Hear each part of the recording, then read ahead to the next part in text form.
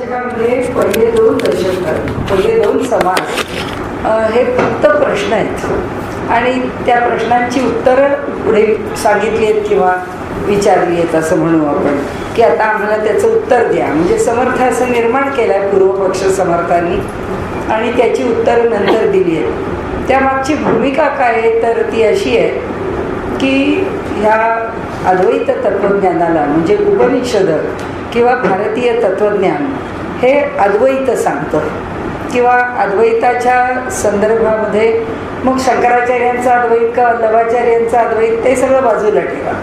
उपनिषदांनी फक्त सांगताना अद्वैत ही भूमिका मांडलेली आहे. आता अद्वैतामध्ये काय कुणाचाच कोणापासून भेद नाही.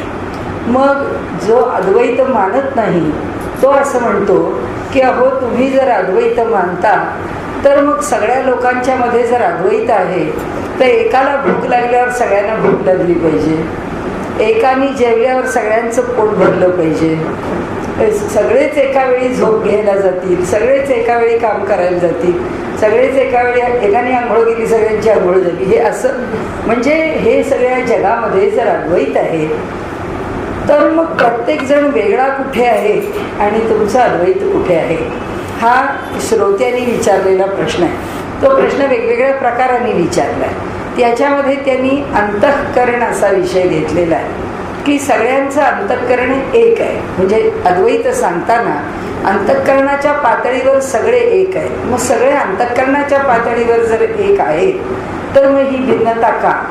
मग त्याचं उत्तर समर्थांनी दिलं. पुन्हा प्रश्न विचारले आणि ते सगळ्या प्रश्नांची उत्तर समर्थांनी त्या दुसऱ्या आज आपले होतील असा माझा अंदाज आहे.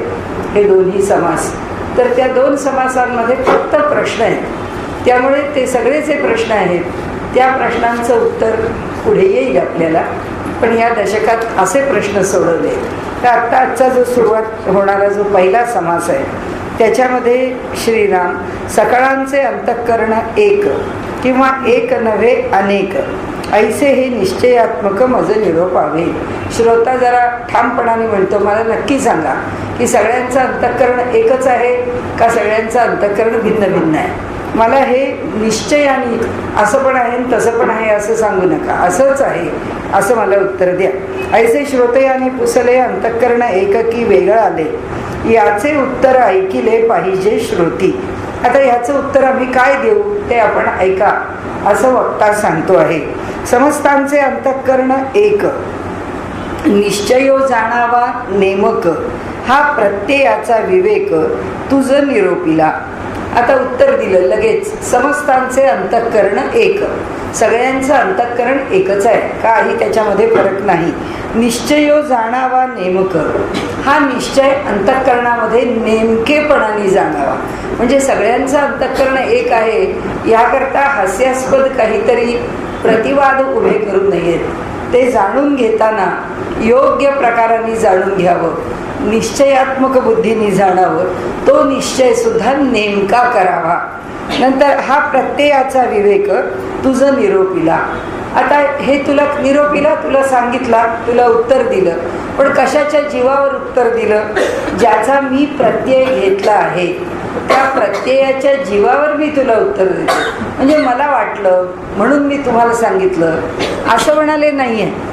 वाटलं म्हणून मी निरोप दिला, वाटलं म्हणून मी उत्तर दिलं असं नाही आहे. हे मी अनुभवलं आणि जे माझ्या अनुभवाला आलं ज्ञान रूपामध्ये ते उत्तर म्हणून मी तुला दिलं. श्रोता म्हणे वक्तयासी. आता पुन्हा श्रोता बोलतो. पहिल्या दोन ओव्या श्रोताच बोलला होता, वक्त्यांनी एका ओवीत उत्तर दिलं. आता पुन्हा श्रोता बोलतोय. श्रोता म्हणे वक्तयासी अंतःकरण एक समजतासी तरी मिळेना एक एकासी काय निमित्ते. म्हणाले अहो सगळ्यांचं अंतःकरण जर एक आहे तर आमचं कुणाचंच कुणाशी पटत नाही. असं का होतं? हे एक अंतःकरण असून इतके घोटाळे कशा करतात? तर म्हणाले एक जेविता अवघे झाले. एकाने जेवण केल्यावर सगळ्यांचं जेवण झालं असं समजावं लागेल. एक निवता अवघे निवाले, एक शांत झाला तृप्त झाला, सगळे शांत व्हायला पाहिजे. एक मरता अवघे मेले म्हणाले पाहिजे तर की असंच झालं पाहिजे. एक सुखी एक दुःखी ऐसे वर्तते लौकिकी. एक अंतःकरणाची ओळखी कैसी जाणावी आपण सांगता की सगळ्यांचं अंतःकरण एक आहे, पण एका वेळी एक दुःखी आहे, त्याच वेळी दुसरा खूप आनंदात आहे. म्हणजे हे दोन परस्पर विरोधी एखाद्या कुटुंबात सुद्धा बघायला मिळेल, एखाद्या जवळजवळच्या नात्यामध्ये बघायला मिळेल, स्नेहामध्ये बघायला मिळेल की स्नेही आहेत, जवळचे आहेत, अंतःकरण एकमेकांशी जुळलेलं आहे, पण समस्या दोघांच्या पण वेगळ्या आहेत. आणि त्यामुळे आता त्या समस्यांचं काय करायचं. जनी वेगळाली भावना कोणास कोणीच मिळेना. जनामध्ये प्रत्येकाची भावना वेगळी आहे. एक म्हणतो मी देव मानतो, दुसरा म्हणतो मी मानत नाही. एक म्हणतो मला असं भोजन आवडतं, दुसरा म्हणतो तसं आवडत नाही. एक म्हणतो मला पंखा पाहिजे, हे तर प्रत्येक घरात आहे की मला जोरदार पंखा पाहिजे, दुसरा म्हणतो मुळीच नको. घरामध्ये सगळी रात्र निघून जाते पण माणसाला झोप काही लागत नाही. म्हणाले प्रत्येक घरात नाही, कोणाच कोणीच मिळेना म्हणून हे अनुमान येत नाही. अनुमान हा आपण काढलेला निष्कर्ष आहे. कशाचा निष्कर्ष काढला आपण की अंतःकरण सगळ्यांच्या ठिकाणी एक आहे असं आपण जे म्हणता ते सगळ्यांच्या ठिकाणचं अंतःकरण एक आहे असं आम्हाला काही म्हणता येत नाही. तर आम्ही त्याच्यावरून असा निष्कर्ष काढला, आम्ही त्याच्यावरून असं अनुमान काढलं की माणसाची अंतःकरण एक असतात असं जे आपण म्हणता ते तसं काही नाही असं आम्हाला वाटतं. म्हणून हे अनुमान येत नाही. आता मला एक छोटासा विचार करून पुढे जाऊ. आपली जी प्रमाणं आहेत, प्रमाण म्हणजे मोजण्याकरताच्या उपलब्ध असणाऱ्या पद्धती. मोजणं कशाचं? या निसर्गाचं, व्यक्तीचं, स्वभावाचं, जगाचं, वस्तुस्थितीचं, सगळं. या जगात आम्ही जे ज्ञान मिळवतो ते ज्ञान म्हणजे दुसरं काही नाही, फक्त मापन आहे, मोजणं आहे. आम्ही मोजत राहतो फक्त. जे ज्ञान म्हणून आहे त्याचाच आपण बारकाईने विचार केला तर कोणत्याही ज्ञानाला मापन आहे. त्या प्रत्येकाला म्हणून आपण म्हणतो की याचं मोजमाप कसं करायचं. त्या प्रत्येकाला एक मोजमाप ठरलेलं आहे आणि ते जे मोजमाप आहे ते मोजमाप म्हणजे प्रमाण. तर आता त्यांनी सांगितलं सगळ्यांची अंतःकरणं एक आहेत. हे मान्य करायचं असेल तर याला मोजमाप काय, याला प्रमाण काय. तर आपल्याला व्यवहारातली प्रमाणं माहिती आहेत. एक प्रत्यक्ष प्रमाण आहे, दुसरं अनुमान प्रमाण आहे आणि तिसरं आप्तवाक्य किंवा आगम प्रमाण आहे. याचा अर्थ असा की प्रत्यक्ष आम्ही जे डोळ्यांनी पाहतो, आपण म्हणतो आम्ही पाहिला तर या म्हणाल्या तसं की तिथे वाटेमध्ये ॲक्सिडेंट झालेला आहे, एक स्कूटर आणि एक बस, त्या पाहून आल्या. आता त्याही माझ्या आधी 10 मिनिटं आले असतील ना, पण मी बघितलं तर मला नाही कुठे दिसलं. म्हणजे आता ते काही तिथे नव्हती ती वस्तुस्थिती, पण माणूस म्हणाला असं कसं होईल, 10 मिनिटापूर्वी या आहे म्हणतात, मी नाही म्हणते. म्हणजे हे प्रत्यक्षामध्ये सुद्धा प्रमाण बदललं. म्हणजे प्रत्यक्ष असताना सुद्धा दोन माणसं एकाच घटनेविषयी काहीतरी वेगळं बोलतात. अनुमान निष्कर्ष काढतो. आपण म्हणतो की आता असं तो मनुष्य बोलला म्हणजे तो बहुतेक रागावलेला दिसतोय, नाराज झालेला दिसतोय. दुसरं म्हणतो नाही नाही, नाराज वगैरे काही नाही, ती बोलण्याची पद्धतच आहे, तुम्ही ते काही फार मनावर घेऊ नका. म्हणजे अनुमान निष्कर्ष काढणं प्रत्येकाचं वेगळं आहे आणि त्यामुळे अनुमानाला सुद्धा खरा म्हणजे मेळ बसत नाही.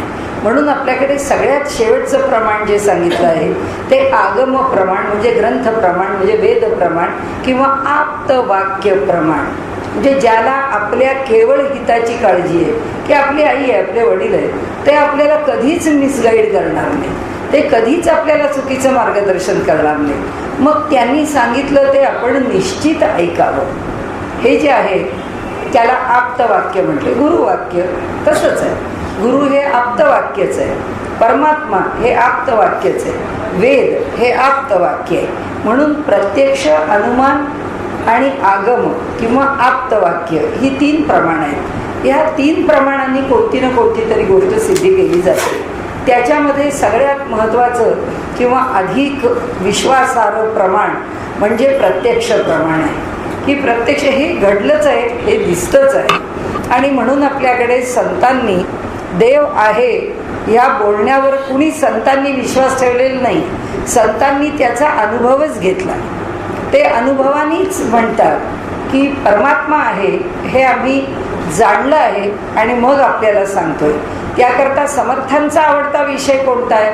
त्यांचा आवडता विषय किंवा शब्द जो आहे तो प्रत्यय. ते म्हणतात त्याचा प्रत्यय आला पाहिजे. अनुभवाला पर्यायी शब्द समर्थांनी प्रत्यय वापरलेला आहे. येथ प्रत्ययासी कारण प्रत्ययो पाहावा. प्रत्ययासी कारण म्हणजे आमच्या घरामध्ये देव आहेत, त्या देवांची अशीच पूजा केली पाहिजे, त्याच्याकरता आमच्याकडे ही पद्धत चालत आली आहे म्हणून आम्ही तसं करतो. समर्थ म्हणतात का हो, ती प्रथा चालत आली म्हणून तुम्ही करता आणि तुमच्याच पुढच्या पिढीतला मुलगा म्हणतो काय आमचा याच्यावर विश्वास नाही, तुम्ही इतकी वर्ष आपलं काय चालत आलं ते करत राहिलात, आता आम्ही असलं मानून करणार नाही, आता आमच्याच्यानी होणार नाही. समर्थ म्हणतात होणार नाही हे तरी विधान कसं, आणि मागचे म्हणतात म्हणून आम्ही करतो हे तरी विधान कसं. मग विधान कशावर अवलंबून? अनुभव घ्या. ते म्हणतात प्रत्यक्ष अनुभव घ्या.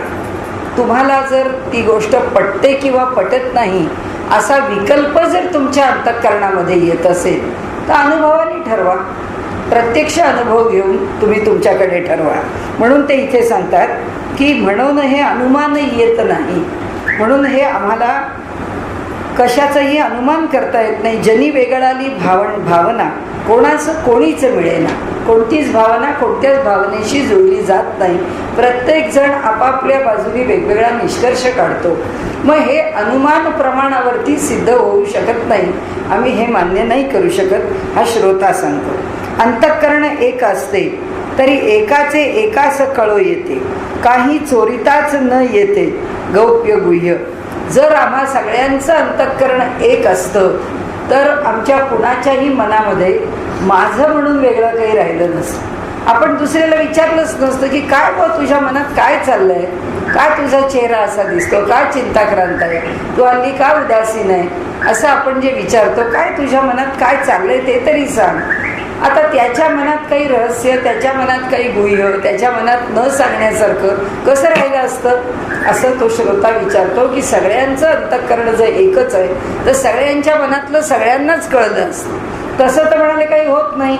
मग काय करावं? काही चोरिताच न येते गौप्य गुह्य. या कारणे अनुमानेना अंतःकरण एकही घडेना. त्यामुळे अनुमान प्रमाणाने आम्हाला अंतःकरण एक आहे असं म्हणता येत नाही. म्हणून विरोध लागला जना काही निमित्त. आता म्हणाले आपण उत्तर दिलंय एक आहे, मग प्रत्येकाचं अंतःकरण भिन्न भिन्न आहे, त्याचा विचार भिन्न आहे, त्यांनी अनेक गोष्टी आपल्या मनामध्ये दडवून ठेवल्या आहेत, त्याची कारणं अनेक आहेत. त्या प्रत्येक कारणाने सगळ्याच गोष्टी मनुष्य सगळ्यांशी बोलत नाही, सगळ्याच गोष्टी मनुष्य आपल्या कुणाकडे सुद्धा उलगडून दाखवत नाही. अशी एखादी तरी गोष्ट असते की जी तो कोणालाच सांगत नाही, ती त्याची त्याच्यापुरतीच असते. आता हे जर असं आहे तर मग म्हणाले प्रत्येक माणसामध्ये ही भिन्न भिन्नता का असते? प्रत्येकाच्या ठिकाणी हा विचार वेगळा वेगळा का असतो? विरोध लागला जना काय निमित्ते. मग त्याचं कारण काय? म्हणाले अंतःकरण एक आहे हे उत्तर तुम्ही दिलं, पण आम्हाला ते एक आहे हे वाटत नाही. त्याचं काय कारण आहे ती आम्ही आपल्याला सांगितली आहेत. हा जो आमचा अनुभव आहे तर आम्ही ते मान्य करू शकत नाही. सर्प डसाया येतो, प्राणी भेवून पडतो. दुसऱ्या प्रकाराने त्यांनी विचारलं. थोडं आमचं सगळ्यांचं अंतःकरण एक आहे तर मग नाग साप आम्हाला चावायला कशा करता येतो? पण त्याचं आमचं अंतःकरण एकच आहे. मग त्याचं आमचं एक आहे, तो जर चावायला आला तर आम्ही का भिवून पळतो? आता काय तू मी एकच आहोत, चावलंच काय मला बेटाळ घातलीस काय, मला काही फरक पडत नाही असं म्हणले आम्ही पण म्हणत नाही, आम्ही त्याला पाहून घाबरून पळतो. एक अंतःकरण तरी तो विरोध नसावा. जर सापाचं आमचं अंतःकरण एक असतं तर सापाने आम्हाला दंश करू नये म्हणून सापापासून आम्ही दूर पळून गेलो नसतो. म्हणाले ऐसी श्रोती याची आशंका वक्ता म्हणे चळो नका. आता वक्त्यांनी सांगितलं बाबा यांनी पूर्व पक्ष तर एकदम बिनतोड केला आपल्या बाजूनी, तर इतका चांगल्या प्रकाराने तर्क उभा केलेला आहे की आता लोकांनी ऐकलं वाचलं की ते म्हणतील बघा यांनी असा तर्क मांडला आहे, आता काय उत्तर देणार आहे वक्ता? काही आहे का त्यांच्याकडे उत्तर?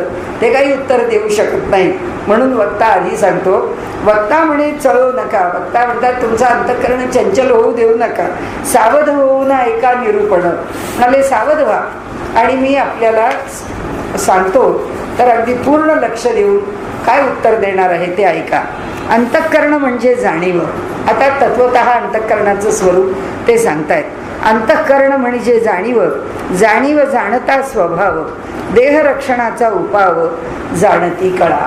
म्हणाले काय आहे अंतःकरण म्हणजे? अंतःकरण म्हणजे जाणीव आहे. आता जाणीवेचे दोन स्तर आहेत. एक जाणीव आमच्या अंतःकरणामध्ये आहे की ह्या देहामध्ये आहे, आणि एक जाणीव संबंध विश्वात भरून राहिलेली.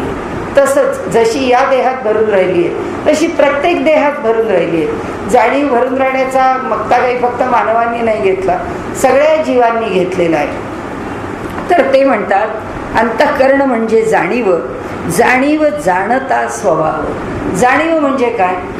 स्वभाव स्वाभाविक, स्वभाव म्हणजे निसर्ग, मूलभूत आमच्याकडे असणारी उर्मी, की आमच्याकडे मुळातच आमच्याकडे तो विचार आहे किंवा मुळातच आमच्याकडे ते ज्ञान आहे. कशाचं?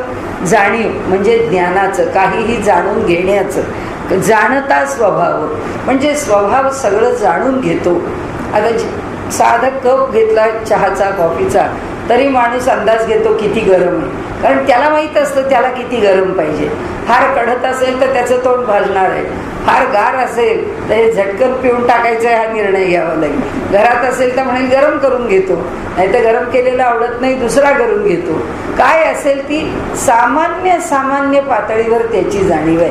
किती साध्या गोष्टी असतात पण तो जाणीव घेतो. जमिनीवरती जरा कचरा लागला पायाला की आपण तो बापरे स्लीपर काढली वाटतं, स्लीपर घालत, कचरा नको पाय. छोट्या छोट्या जाणीव आहेत, या काही फार मोठ्या नाही. पण ते म्हणतात प्रत्येक गोष्ट जाणीवेशी निगडीत आहे. म्हणून जाणीव ह्या शब्दाचा अर्थ जाणता स्वभाव. स्वभाव म्हणजे नैसर्गिक आम्हाला जे प्राप्त झालं आहे ते जन्मजात या जीवाला त्याच्या पंचभौतिक देहाबरोबरच जे घेऊन आलाय अंतःकरण, त्या अंतःकरणामध्ये हे मूलभूत ज्ञान त्याला आहेच जाणण्याचं. देहरक्षणाचा उपाव जाणती कळा. त्याला उपजत कळतं देहाचं रक्षण कसं करावं.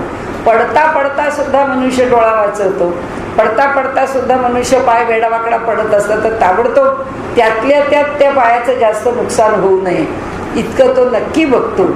आणि त्यामुळे लहान मोठ्या गोष्टीमध्ये कुठेही लांबून काही वाटलं, काहीतरी पडतंय असं, ताबडतोब त्याचे डोळे बंद होतात. निसर्गानेच त्याला जाणीव दिली आहे. काय दिली आहे तर देहाच्या रक्षणाची जाणीव दिली आहे. आता त्यांनी व्याख्या काय केली? पहिली, देहाचं रक्षण करणे ही उपजत जाणीव किंवा हे उपजत ज्ञान प्रत्येकालाच या ब्रह्मांडामध्ये प्रत्येक जीवाला परमात्म्याने दिलेलं आहे. सर्प जाणून डंखू आला, प्राणी जाणून पळाला. सर्पाला काय जाणवलं? ह्याला दंश केला पाहिजे. प्राण्याला काय जाणवलं? हा मला दंश करणार आहे. काय आहे?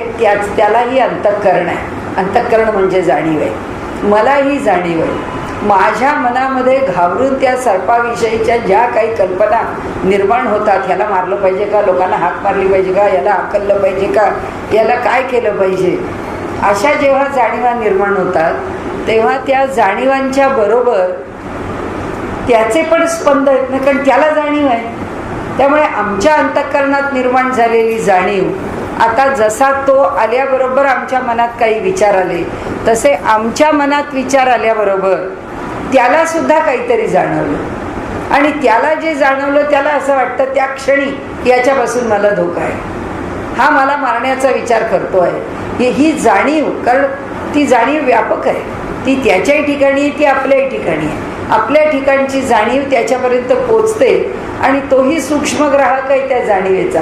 त्या क्षणी त्याला माझा जीव वाचवला पाहिजे असं वाटतं. मग त्याचा जीव वाचवण्याकरता तो त्याचा फडा काढतो आणि तो त्याला दंश करतो, कारण त्याच्या हातात संरक्षणाचं तेवढंच आहे. त्या जीवाचं त्या माणसाच्या ठिकाणी काय आहे?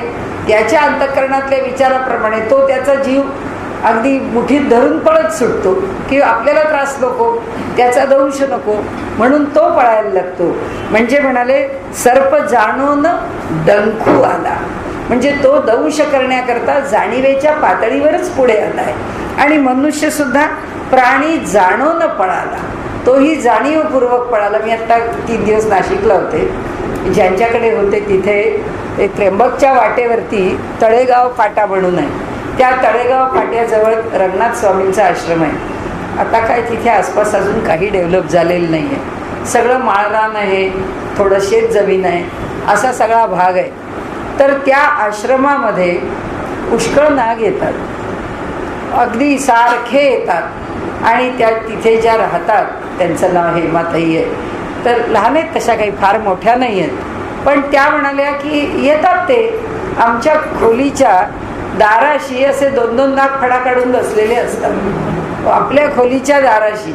पण त्या म्हणाल्या आम्ही त्यांना सांगतो की बाबा आता बाहेर जायचं आहे, जाऊ का बाहेर? म्हणाले आम्ही त्यांच्या समोरून बाहेर येतो. म्हणाले आत जेवायला बसलेलं असताना जर जार थोडा वेळ उघडं ठेवलं तर नाग आत येतो, वेळटोळ घालून फडा काढून असा असा असा बघत राहतो म्हणाले त्या स्वयंपाक खोलीत. हो म्हणाले आपलं जेवण झालं की आपण त्यांना सांगायचं की आता आम्हाला बाहेर जायचं आहे, उठू का? आता आम्ही उठतो.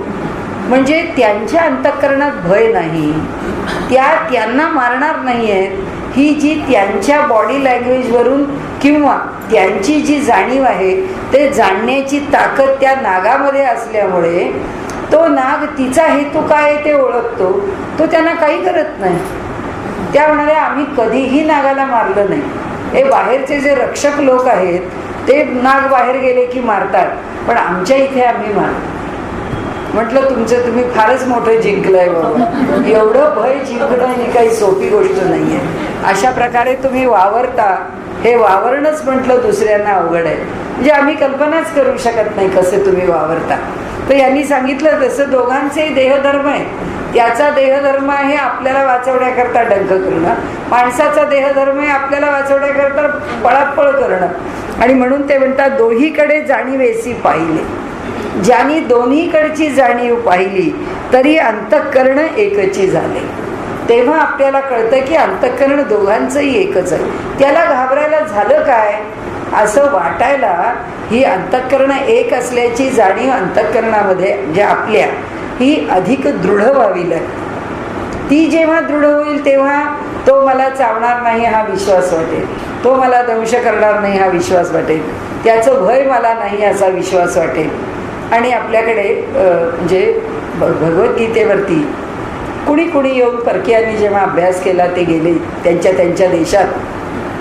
अमेरिकेने जेव्हा 200 वर्षापूर्वी हे हळूहळू सिव्हिलायझेशन म्हणजे संस्कृती आणि समाज चांगल्या तऱ्हेने उभं करण्याचा जेव्हा प्रयत्न केला, त्यावेळी गेल्या 100 वर्षामध्ये त्यांच्या मनात असं आलं की आपल्याला सुद्धा काही तत्त्वज्ञान पाहिजे. तर ते तत्त्वज्ञान कसं असावं? तर एक इमर्सन नावाचा त्यांचा आज जो तत्त्ववेत्ता म्हणून मानला जातो तो श्रेष्ठ तत्त्ववेत्ता आहे.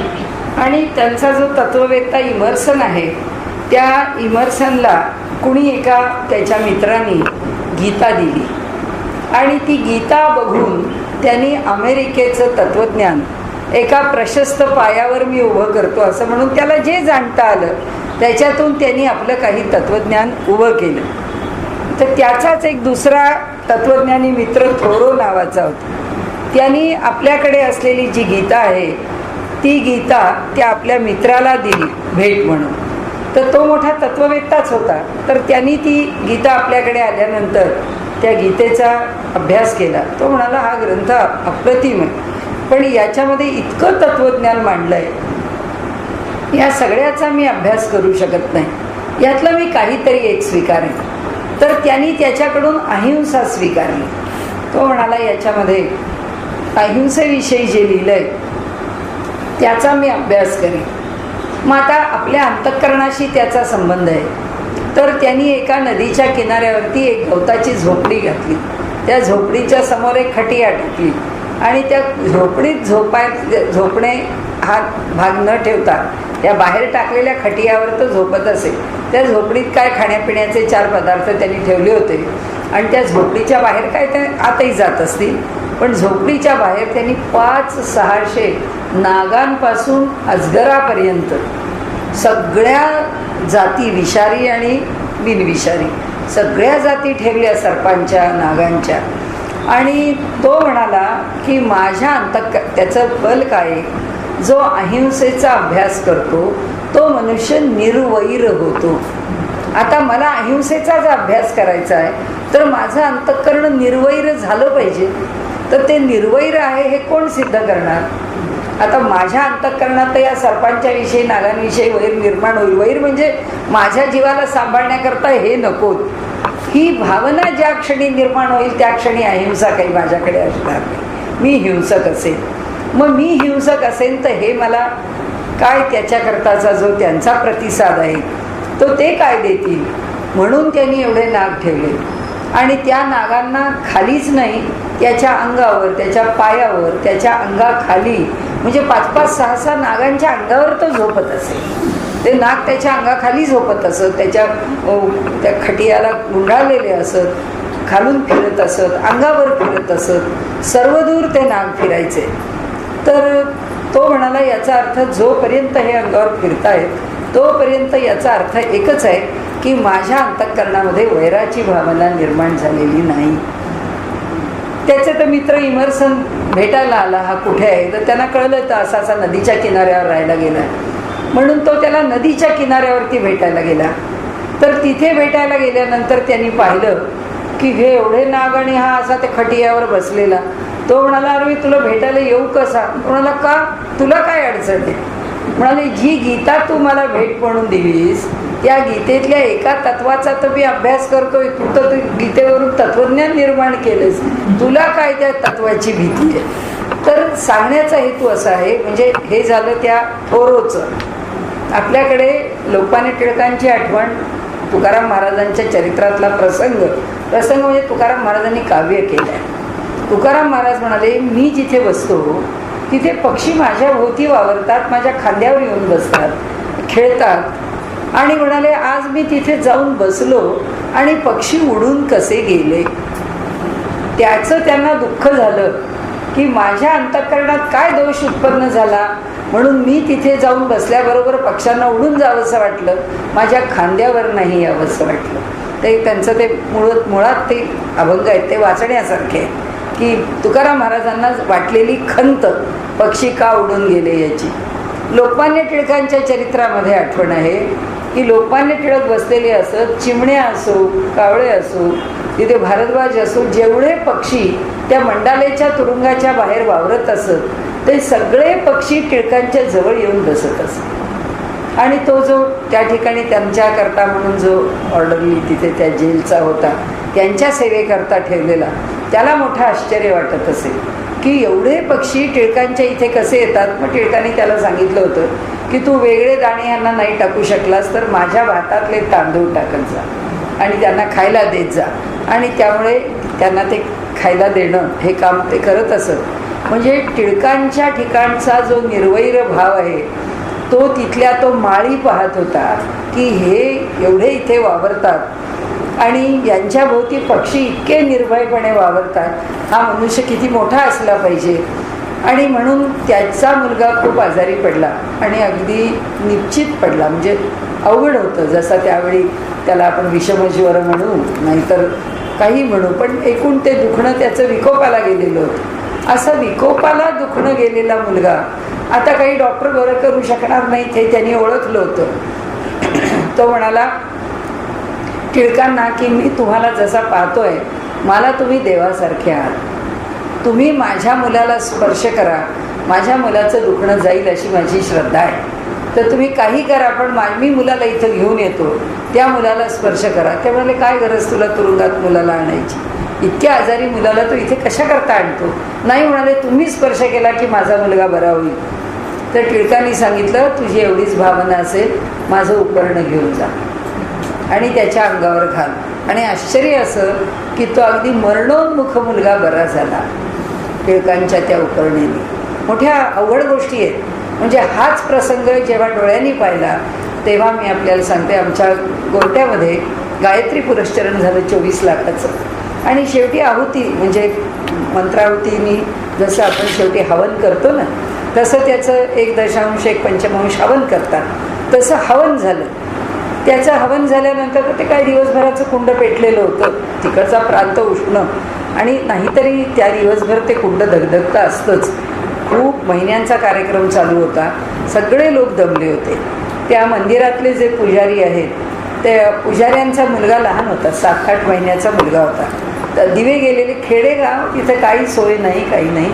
अशा स्थितीत आता पुष्कळ सगळं चांगलं झालं आहे. पण अशा त्या स्थितीमध्ये रात्र झाली, सगळे दमलेले, वेडेवाकडे कुठेही झोपले. मध्ये कुंड, त्याच्या भोवती पण बाकीचे सगळे झोपले. आणि त्या कुंडाभोवती त्या पुजाऱ्यांची पत्नी त्या 6-7 महिन्याच्या मुलाला घेऊन झोपली. आता ते तीही दमली होती, गाढ झोपून गेली.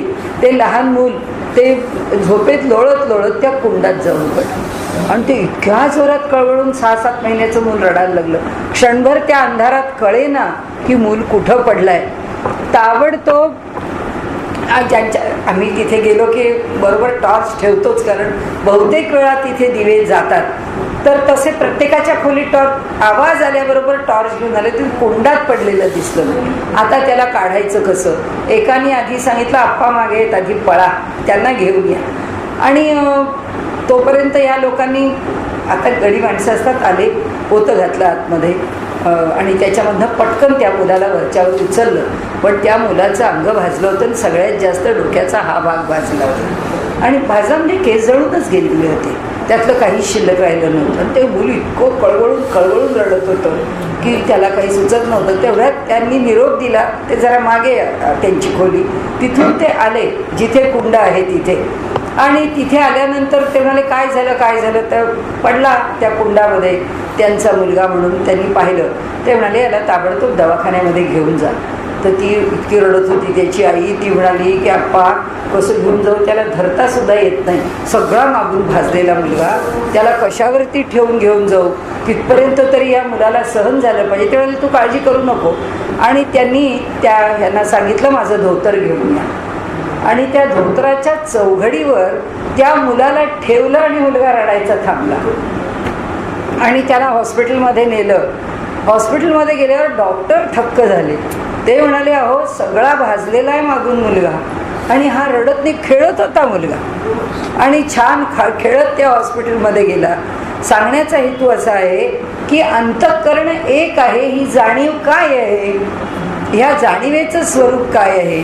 तर ते इथे म्हणतात की इथे दोहीकडे जाणीवेसी पाहिले तरी अंतःकरण एकची झाले.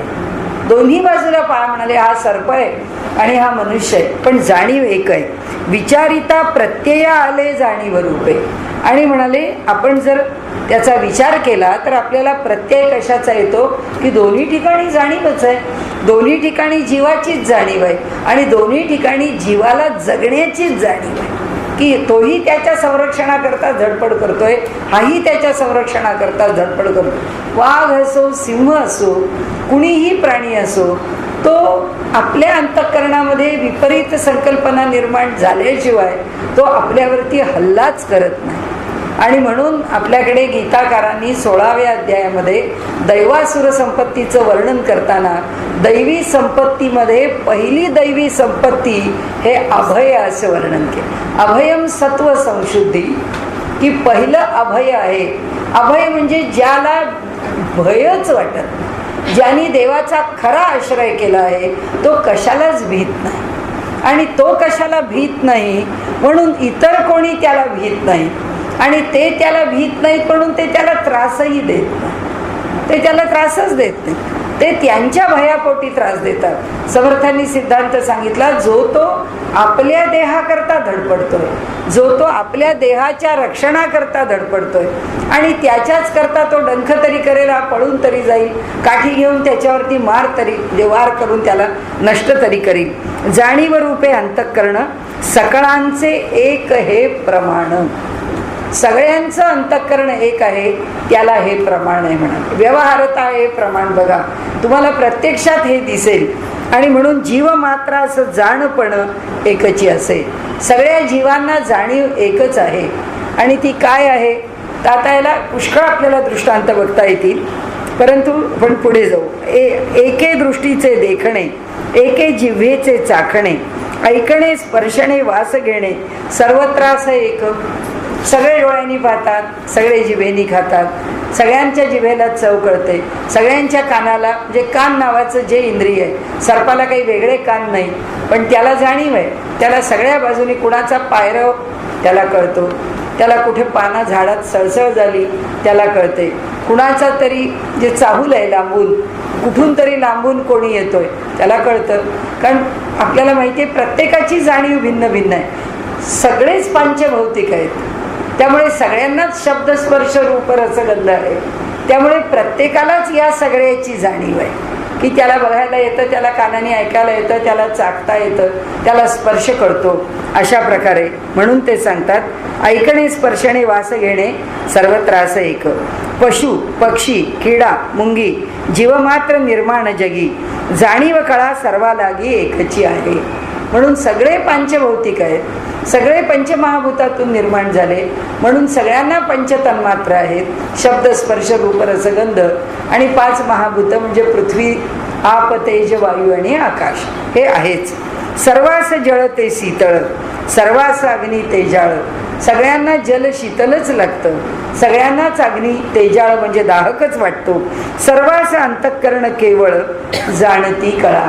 सगळ्याच अंतःकरणांच्या ठिकाणी जाणीव हीच कला आहे, ज्ञान हीच कला आहे. आवडे नावडे ऐसे झाले तरी हे देह स्वभावावरी गेले. म्हणाले मग प्रत्येकाची आवड निवड वेगळी आहे, बरोबर आहे म्हणाले. माणसात सुद्धा आवड निवड वेगळी आहे. माणूस आणि जनावर यांच्यात आवड निवड वेगळी आहे. आता जनावराला हिरवा चारा आवडतो म्हणून काय आपण हिरवा चारा खात नाही. आपण आमटी भात खातो म्हणून वाघाला आमटी भात काढून दिला तर तो खाणार नाही. प्रत्येकाच्या देहाप्रमाणे आवड वेगळी आहे. आणि म्हणून म्हणाले परंतु हे कळू आले अंतःकरण योगी. हे तरी आम्हाला कसं कळलं की माझं अंतःकरण वेगळं आहे आणि त्याचं वेगळं आहे. कारण असं देहाच्या पातळीवरती त्या अंतःकरणाच्या जाणीवेतून मी कसा वागतो आणि देहाच्या पातळीवर त्या अंतःकरणाच्या जाणीवेनी तो कसा वागतो, आमच्या दोघांचे वागणं भिन्न भिन्न आहे. नाही तर त्या ॲनिमल प्लॅनेट करता लोकांनी एवढा जन्म घालवला असता का? एकच जाणीव आहे त्यांच्या अंतःकरणाला की मला अंतःकरण आहे आणि मी व्यवहार करतो, त्याला अंतःकरण आहे तो कसा व्यवहार करतो, त्याला तो क्वेश्चन मार्क आहे की तो कसा व्यवहार करतो ते जाणायचं आहे. म्हणून तो बिचारा आयुष्य घालवतो, वाघाकरता, सर्पाकरता, सिंहाकरता, एवढ्याशा प्राण्यांकरता. आणि म्हणून ते म्हणतात की सर्वांचे अंतःकरण एक ऐसा निश्चयो निश्चयात्मक जाणती याचे कौतुक चहूकडे. म्हणजे सगळ्यांचं अंतःकरण एक आहे. ऐसा निश्चयो निश्चयात्मक दुहेरी वापरलाय, एकच शब्द दोनदा. असा निश्चय निश्चयाने केला आहे. म्हणजे मी निश्चयच सांगतो आहे, हे निश्चित आहे, पण मी हे निश्चितपणे सांगतो आहे. म्हणजे विवार किंवा दोनदा एखादी गोष्ट सांगितली तर संस्कृतमध्ये म्हणतात दृढबंधनात. गाठ एक बांधली तर ती गाठ सुटते, पण दोनदा गाठ बांधली की गाठ पक्की होते. तसं आहे की दोनदा एक गोष्ट ठासून सांगितली की ती पक्केपणाने सांगितली जाते. आणि म्हणून इथे ते सांगतात की ऐसा निश्चयो निश्चयात्मक जाणती याचे कौतुक चहूकडे. म्हणाले जाणीव याचं कौतुक सगळीकडे दाखवते. आपल्याला हे सर्वदूर बघायला मिळतं. इतुकेनी पिटली आशंका आता अनुमान करू नका. आता समर्थ आहेत, आता ते त्यांचा गुण सांगतात. आता म्हणतात हातात छडी आहे माझ्या, याच्यावर जर शंका काढाल तर याद राखा. आता याने तुमचं मनातली शंका पिटलीच पाहिजे, आता चालणार नाही. इतुकेनं पिटली आशंका आता अनुमान करू नका. आता अनुमान म्हणजे आता कसले तरी भलते निष्कर्ष काढू नका. मग या बाबतीत असं झालं, मग झुरळाच्या बाबतीतच तसं का झालं? इतके प्राणी मरतात तर झुरळ मरतच कसं नाही? जगभरात लोक प्रयोग करतात, पण तो कितीही म्हणजे त्याच्यावरती आपत्ती आली तरीसुद्धा हायबर्नेशन पिरियडमध्ये तो जो राहतो त्याचा तो पिरियडही मोठा आहे. परिस्थिती कितीही प्रतिकूल असली तरी तो राहू शकतो. कसा हा जीव राहतो, मग इतर जीव राहत नाहीत. मग तुम्ही कसं म्हणता हे एक आहे, मग त्याला इतकं आहे तर आम्हाला का नाही? आम्हाला साधा धक्का लागला की पाय तुटतो, अमुक झालं तर खोप पडते. मग हे कसं माणसाला होतं? आणि त्याला उलटं पालटं पाडा 8 तास उलटं पडलं आणि केव्हा तरी सुलटं व्हायची संधी मिळाली की पुन्हा टुकटुक निघून जात, चालायला लागतं, काही प्रॉब्लेम येत नाही त्याला. म्हणाले हे कसं? मग आम्हाला त्याला हे फरक का असा? जाणणे तितुके एका अंतःकरणाचे. पण एक लक्षात ठेवा, म्हणाले कुठल्याही प्रकारे कसले तरी निष्कर्ष काढत बसू नका. हे सगळं अंतःकरण एक आहे असं लक्षात घ्या. आता जाणीवेनी काय होतं हे उत्तर दिलं. म्हणजे एकदा कसं आहे ते उत्तर दिलं, आता काय आहे ते उत्तर देत आहेत. जाणून जीव चारा घेती. आता काय काय घडतं ते सांगतात. जाणीव आहे म्हणून त्या जीवाला चारा घ्यावासा वाटतो. जाणून भीती लपती. म्हणाले घाबरून लपतात. जाणून या पळून जाती प्राणी मात्र. त्यानंतर किडामुंगीपासून ब्रह्मादिक समजतास अंतःकरण एक, ये गोष्टीचे कौतुक प्रत्यय जाणावे. ते आम्हाला सांगतात. हे असं मी सांगतो म्हणून ऐकू नका म्हणत, तुम्ही तुमच्या पातळीवर त्याचा प्रत्यय घ्या. आता आम्हाला काही ज्ञानेश्वरांच्या सारखा अनुभव येणार नाही, किंवा आम्हाला समर्थांनी सांगितल्याबरोबर घरी गेलो आपण, एक हा समास वाचला, एक पारायण झाल्याबरोबर लगेच एक एक भिंत चालवायला लागली, असं काही आमच्या बाबतीत घडणार नाही. असं कसं घडेल?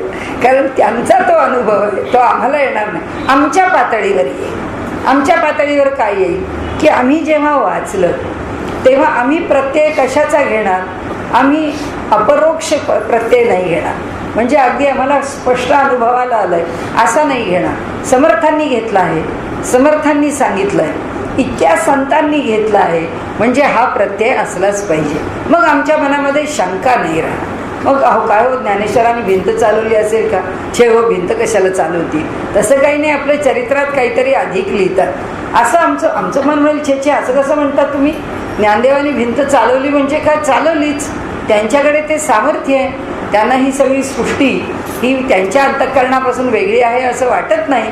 मग त्याच्याकरता जो तर्क आहे, त्याच्याकरता जो विचार आहे, त्याच्याकरता जी श्रद्धा आहे आणि त्याच्याकरता जो विवेक आहे, तो आमच्या ठिकाणी उत्पन्न होऊ शकतो. एवढं आम्हाला समजू शकतं. म्हणून म्हटलं आम्ही काही लगेच उद्या ज्ञानेश्वर होऊन नाही रिक्षा हल्ली मिळत आम्ही जाऊ भिंतीवरती, अशी काय आमची स्थिती येत. आता रिक्षावाले येत नाहीत, मग आता काय करणार? आपल्याला भिंत बरी आहे, घरात एक बांधून ठेवली, केव्हाही घेतलं की चालले आपण. अरे असं काही होणार नाहीये. त्यामुळे ते म्हणतात, थोर लहान तरी अग्नी, थोडे बहुत तरी पाणी, न्यून पूर्ण तरी प्राणी, अंतःकरणे जाणती. हे आता आमच्याकरता सांगितलं. कसं की अगदी थोर लहान तरी अग्नी, म्हणजे पुष्कळ पेटतं, अग्नीचं कुंड पाहिजे असं नाही. लहान कुठे नुसती काडी पेटली तरी तो अग्नी आहे, हे आम्हाला कळतं. तसंच संतांच्या सारखा प्रत्यय आम्ही नाही घेणार. छोटा प्रत्यय घेऊ शकतो की आपण आपल्या प्रपंचातल्या अडचणीत, कुठेतरी मनाच्या त्रासात, काय अगदी निरीश्वरवादी असणारी माणसं सुद्धा या विषयांचा अभ्यास करायला लागली की इतक्या वेगळ्या प्रमाणे आपल्या म्हणजे प्रमाणांनी आपल्या आयुष्याची संगती लावतात, तेव्हा आपल्याला कळतं की जाणीव किंवा ज्ञान नावाची जी गोष्ट आहे ती खरंच सगळ्या प्राणीमात्रांमध्ये भगवंतांनी पॉझिटिव्हली ठेवलेली आहे, सकारात्मक ठेवली आहे. फक्त ती सकारात्मकता उत्पन्न कधी करायची आणि कुणाच्या बाबतीत उत्पन्न व्हायची का नाही व्हायची, असा जर फरक आला आपल्याला तर तो फरक येऊ शकतो. की कुणाला निरीश्वरवादामध्येच जाणीव राहून जाते, ती जी ईश्वरवादाची जाणीव आहे ती इतकी, आता पुढे आहे विषय म्हणून फार बोलत नाही, तर त्या ज्या जाणीवा आहेत त्या जाणीवा सुद्धा परमात्मा आम्हाला देतो. त्या जाणीवांच्या माध्यमामधून आम्ही प्रत्येक गोष्ट जाणतो. कुणी थोडी जाणेल, कुणी अधिक जाणेल.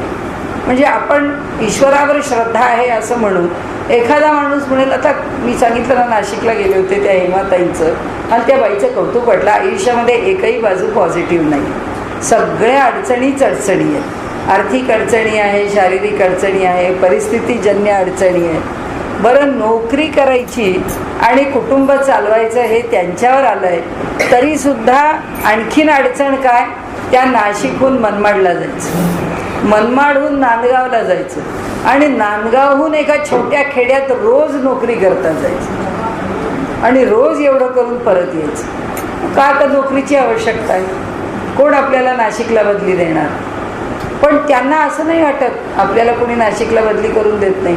त्या म्हणाल्या, भाऊंची इच्छा आहे म्हणून ते मला रोज त्या गावाला पाठवत आहे. म्हणजे श्रद्धा किती बळकट आहे की त्यांच्या मनात हे मला प्रतिकूल आहे असं वाटतच नाही. हे माझ्या सद्गुरूंची इच्छा आहे, त्यांना जे करायचं आहे ते करून घेत आहे.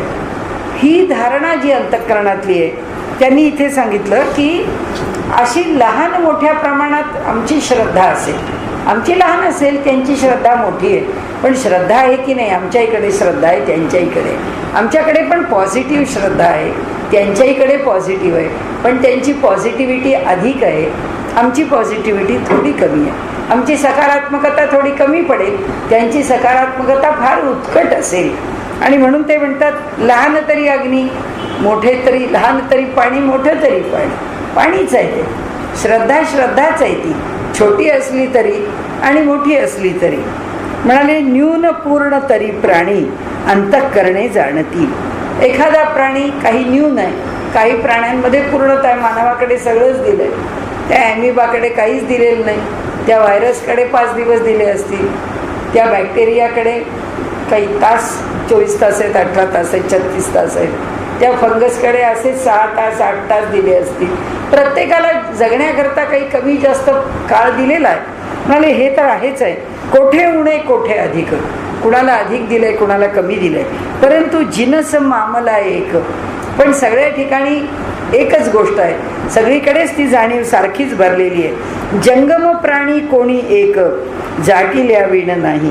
खरं म्हणजे जाणिल्या विण नाही, जाणीवे विण नाही असं पाहिजे. हा जाटिल्या शब्द जरा अपभ्रंशात्मक आलेला आहे. कुणी स्थावर ला जाणीवेची आपल्याला प्रकट आवश्यकता नाही, जंगमाला प्रकट आवश्यकता आहे. आपण स्थावर आणि जंगम म्हणतो ना, त्यातला जो जंगम आहे तो जंगम प्राणी कोणी एक, जाटिल्या विण नाही. हा जंगमामध्ये असणारा प्रत्येक प्राणी हा जाणीवेच्या शिवाय असूच शकत नाही. त्या प्रत्येकाला जाणीव आहे. जाणीव म्हणजे अंतःकरण, त्यांनी व्याख्या केली.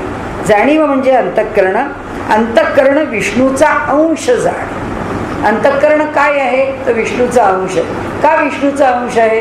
वर आपल्याला सांगितलंय देहरक्षणाचा उपाय, तो देहाचं रक्षण करतो. विष्णू काय करतो? पालन करतो. तो पालन करताय तशी ही जाणीव आमच्या देहाचं पालन करणारी आहे. विष्णू करतो पालन येणे प्रकारे. नेणता पाणी प्राणी संहारतो, नेणी व तमोगुण बोली जेतो, तमोगुणे रुद्र संहारितो येणे प्रकारे. म्हणाले आता जाणीवेला विष्णू म्हटलं, नेणीवेला अगदी अज्ञान आहे, अगदी अडाणीपण आहे. म्हणाले नेणता प्राणी संहारतो. हा नेणत्या प्राण्याचा नाश होतो. सगळ्या वेळी काही मृत्यूच होतो असं नाही, पण जीवन मृतवत होऊन जातं. काहीतरी वेडवाकडा व्यवहार करतो, त्या व्यवहारात आपल्याच व्यवहाराने फसतो आणि आपलं सगळं आयुष्य त्याचं वाटोळ करून घेतो.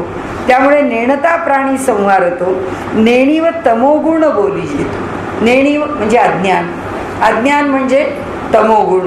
तमोगुणाकरता किंवा संहाराकरता जी प्रतिकात्मक देवता आहे ते रुद्र आहेत.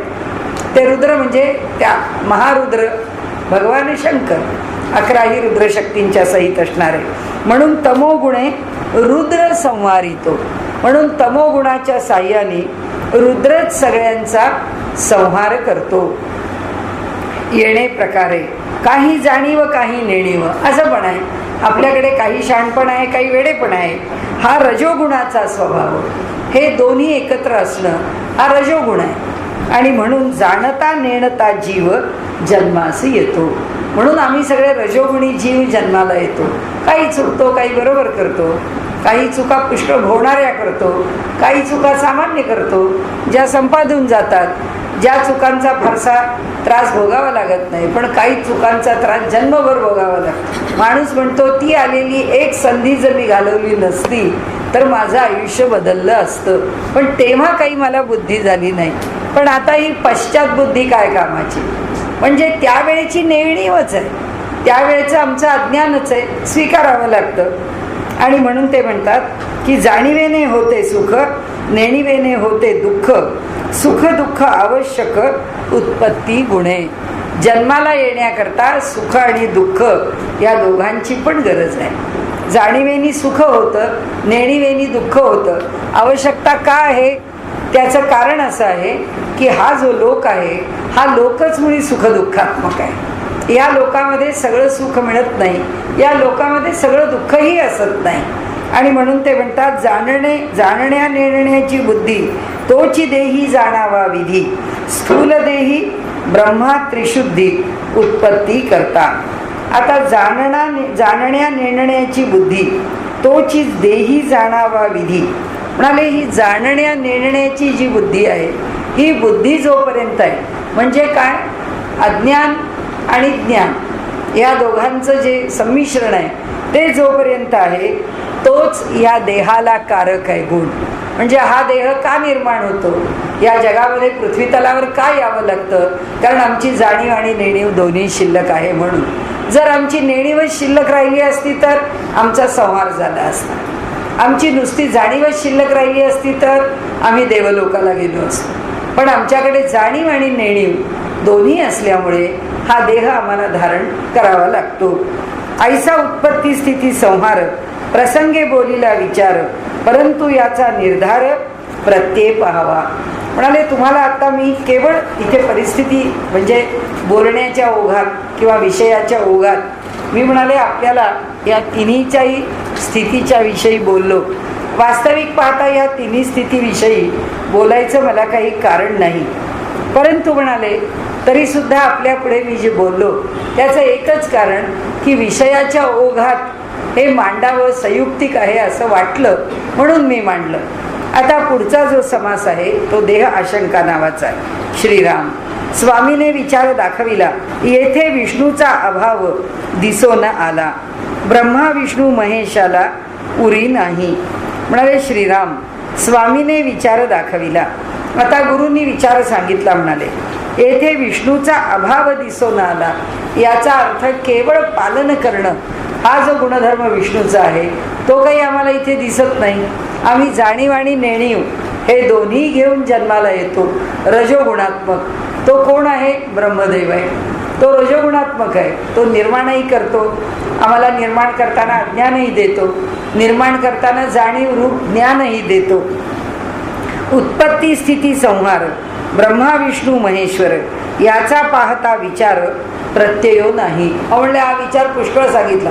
आम्हाला कधी विष्णू घरी आला आमच्या भेटायला, आमच्या घरी कधी ब्रह्मदेव आला की आता तुमच्या घरामध्ये एक लहान मुली यायचं आहे तर तुम्हाला एक इंटिमेशन द्यायला आलेलं आहे की येणार आहे 4 महिन्यांनी एक मूल तुमच्या घरामध्ये. म्हणाले असा तो निर्माण करणार आहे म्हणून सांगायला येत नाही, पालन करणार आहे म्हणून सुद्धा आमच्या भेटीला येत नाही. काय रे बाबा तुझं बरं चाललंय का, तुला सांभाळतोय मी, तू काही काळजी करू नको, असं काही तो सांगायला येत नाही. किंवा म्हणाले आमचा विनाश करण्याकरता जो रुद्र म्हणजे जो भगवान शंकर आहे तो सुद्धा आम्हाला सांगायला येत नाही. आता तू जन्माला आलास, आता इतक्या वर्षांनी तुझा विनाश ठरलेला आहे, सांगून ठेवले त्यावेळी मी नक्की येणार आहे तुला घेऊन जाणार आहे, असंही म्हणाले तो काही आम्हाला सांगायला येत नाही. म्हणजे त्याचा प्रत्यय अनुभव आम्हाला काही येत नाही. ब्रह्मा उत्पत्ती करता 4 मुखांचा, त्याला 4 मुख आहेत असा ब्रह्मदेव चतुर्मुखी ब्रह्मा आमची उत्पत्ती करतो. म्हणाले येथे प्रत्यय नाही त्याचा, तो आमची उत्पत्ती करतो याचा आम्हाला काही अनुभव नाही आहे. पालन करता विष्णू 4 भुजांचा, त्याला 4 हात आहेत, चतुर्भुज विष्णू आहे, याचा पण आम्हाला अनुभव नाही आहे, आम्ही त्याचाही अनुभव घेत नाही. तोही ऐकून जाणं, ते सुद्धा आम्ही पुराणातून ऐकतो, इकडून तिकडून ऐकतो म्हणून आम्ही म्हणतो की तो विष्णू आहे म्हणून. महेश संहार करीतो म्हणजे शंकर संहार करणारा आहे, हाही प्रत्ययो कैसा येतो, हाही आम्हाला प्रत्यय येत नाही. लिंग महिमा पुराणी तो विपरीत बोलिला. आणि म्हणाले की ज्याच्यामध्ये भगवान शंकराचं महात्म्य वर्णन केलेलं आहे तिथे तर भगवान शंकरांनी किती जणांना जीवदान दिले, भगवान शंकरांच्या भक्तांना त्यांनी किती प्रकारांनी संकटातून सोडवलंय. हा कुठला संहार करता, हा तर आमचा भाग्यविधाता आहे, म्हणजे आमचं भाग्य घडवणारा आहे, हा आम्हाला नष्ट करणारा नाही. आणि म्हणून म्हणाले मूळ मायेस कोणे केले हे तो पाहिजे कळले. आता दुसरा प्रश्न, ठीक आहे ब्रह्मा विष्णू महेश ते जरा गडबड आहे, आम्हाला काही समजत नाही, सोडून द्या. आता म्हणाले मायेने आम्हाला जन्माला घातलं तर तिला कोणी जन्माला घातलं, मूळ मायेस कोणे केले हे तो पाहिजे कळले, तीही देवांचे रूप झाले आईलीकडे. म्हणाले हे देव कशाला सांगता, याच्या मागे जा. आता यांच्या मागे जर मूळ माया आहे तर तिला कुणी घडवलं, पण तिला काही ब्रह्मदेवानी घडवलं नाही, तिचं पालन पोषण काही विष्णूंनी केलं नाही, किंवा तिचा संहार काही शंकर करणार नाही, कारण तिच्यापासून तर हे 3 देव जन्माला आले, त्यांच्या आधी आहे ती मूळ माया. मूळ माया लोकजननी तयेपासून गुणक्षोभिणी, गुणक्षोभिणीपासून त्रिगुणी जन्मदेवा. आता देव किती लांब आहेत बघा. त्यावेळेला मूळ माया लोकजननी, ही मूळ माया मुळामध्ये लोक निर्माण करते. हे भिन्न भिन्न लोक आहेत, 14 भुवन जे आपला समर्थांचा आवडते विषय आहेत त्यातला तो एक विषय आहे की ती मूळ मायेपासून भिन्न भिन्न लोक निर्माण होतात. त्यापासून गुणक्षोभिणी म्हणाले गुणांचा क्षोभ करणारी छोटी माया निर्माण होती, ती मोठी माया आहे. आता छोटी माया निर्माण झाली, त्याच्यापासून गुणक्षोभिणी, गुणांचा क्षोभ सत्व रज तम यांचा क्षोभ. गुणक्षोभिणीपासून त्रिगुणी जन्म देवा आणि त्या गुणक्षोभिणी मायेच्या पासून ह्या त्रिगुणांमध्ये जन्म घेणारे किंवा ह्या त्रिगुणांचं स्वरूप सांगणारे हे देव जन्माला येतात. ऐसे बोलती शास्त्रकारक आणि प्रवृत्तीचेही लोक प्रत्यय पुसता कित्येक आकांत करीती. म्हणाले असं शास्त्र सांगतं, शास्त्र निर्माण करणारे आणि जगामध्ये सुद्धा वावरणारे जे लोक आहेत तेही याच चालीवर काही वेगळी वेगळी भाषा बोलतात. प्रत्यय पुसता कित्येक आकांत करीती. पण त्यांना म्हणलं तुम्हाला याचा अनुभव आहे का हो, की ते आरडाओरडा करायला सुरुवात करतात. नाही नाही आम्हाला काही माहीत नाही. आता जसं सायन्स आहे ते म्हणतात हे जग कसं निर्माण झालं, कोलिजन एकमेकांच्यावरती आपटून त्याच्यातून निर्मिती झाली. अशी जी आपल्याकडे पद्धत आहे की जे एक्सप्लोजन आहेत की त्यांच्या एकमेकांच्यावरती आपटण्यामधून बाय कोलिजन झालेलं आहे. किंवा अलीकडची जी त्या थिअरीला आपण काय म्हटलं आहे म्हणजे आता लक्षात बिग बँग थिअरी. हा बिग बँग थिअरी, त्याला आपण बिग बँग असं म्हटलेलं आहे की ती जी बिग बँग थिअरी आहे ती थिअरी त्यांनी मांडली. ही का मांडली, तुम्हाला असं का वाटलं, असं का वाटलं माहीत नाही, आम्हाला वाटलं. तर ते म्हणाले त्यांना ते सांगता येत नाही. आकांत करीती म्हणून तया असं पुसवेना त्यांचे न प्रत्यय आणवेना प्रयत्ने बिन प्रयत्न नाना ठकाठकी म्हणून त्यास पुसावेना. म्हणून त्यांना काही विचारण्यामध्ये अर्थ नाही, कारण त्यांच्याकडून याचं उत्तर मिळणार नाही. त्यांचे न प्रत्ययो आणवेना त्यांच्याकडून त्यांना आम्हाला प्रत्यय आणून देता येत नाही, म्हणजे त्यांना त्यांचं तत्त्वज्ञान सिद्ध करता येत नाही. प्रयत्ने विण प्रत्यये विण प्रयत्न नाना. प्रत्यक्ष अनुभव नाही पण थिअरीज पुष्कळ मांडलेल्या आहेत आपल्याकडे. पुष्कळ सायन्सनी थिअरॉटिकल फिजिक्सनी पुष्कळ थिअरीज मांडल्या की जग कसं निर्माण झालं. मग त्या कसं निर्माण झालं याच्याकरता पुष्कळ और हे का हे का हे का हे का असं पुष्कळ मांडलं आहे. म्हणाले असं असून सुद्धा प्रयत्ने विण प्रयत्न नाना ठकाठकी असे जे प्रयत्न म्हणजे प्रत्ययाच्या शिवाय केलेले जग कसं निर्माण झालं हे सांगणारे प्रयत्न व्यर्थ आहेत. प्रचिती विण वैद्य म्हणवी उगीच करी उठा ठेवी तया मूर्खाला गोवी प्राणी मात्र. ज्याच्या औषधाचा प्रत्यय येत नाही आणि म्हणाले स्वतःला वैद्य म्हणवतो आणि औषधं देण्याच्या उठाठेवी करतो तया मूर्खाला गोवी प्राणी मात्र. गोवी म्हणजे त्याच्यामुळे हा घोटाळ्यात पडतो, हा त्रासात पडतो, हा संकटात पडतो. त्या वैद्याच्या उर्दूमध्ये एक म्हण आहे, नीम हकीम खत्रे जान. म्हणाले अर्धवट वैद्य आहे म्हणजे आपला जीव धोक्यातच आहे. नाहीतरी ससूदला गेलं की लोक पडतातच. यद्गत्वा न निवर्तन्ते तद्धाम परमम मम, की तिथे गेल्या प्राणी बाहेर परत येणं अवघड आहे.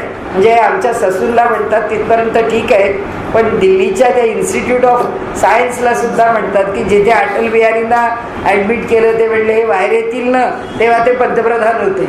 म्हणजे सगळी परिस्थिती कठीणच आहे आणि त्यामुळे ते म्हणतात त्याला वैद्य कसा म्हणावा. तैसाचा हाही विचार प्रत्यये करावा निर्धार प्रत्यये नसता अंधकार गुरु शिष्यासी.